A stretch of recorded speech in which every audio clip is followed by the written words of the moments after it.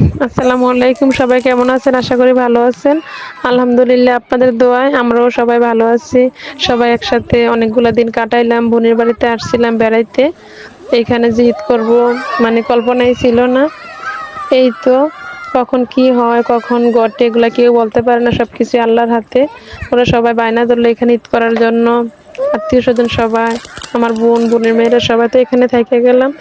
এত আনন্দ হবে এটা আমি ভাবতে পারি নাই। আপনাদের সাথে যেহেতু শেয়ার করলাম, আপনারা কমেন্টে জানাইবেন, শেয়ার করবেন। ভালোই লাগলো। ঈদ সারাদিন ভালোই কাটলো। ওরা সন্ধ্যা হয়ে গেল। ভাবলো ওরা ঈদের সালামি দিয়ে কি কি কিনে আনছে আমি জানি না। আমার ডাইক্কা বাইরে আনলো। আনার পরে একটা সারপ্রাইজের মতো দিল।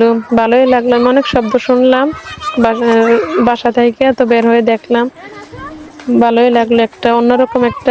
অন্যরকম একটা আনন্দ পাইলাম আরকি। ছোট, ছোট বাচ্চারা অনেক কিছু নিয়ে আসলো ওদের ঈদের সালামি দিয়ে।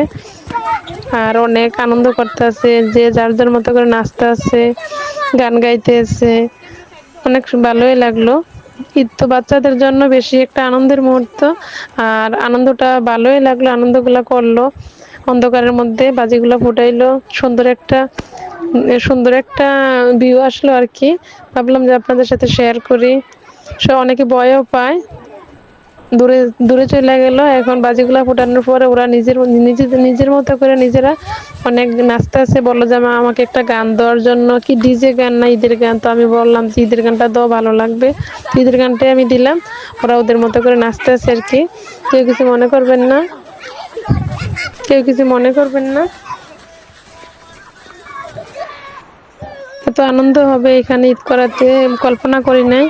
ভালোই লাগলো।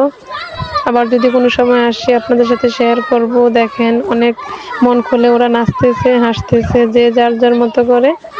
আজকে এতটুকুই। আল্লাহ হাফেজ, ভালো থাকবেন।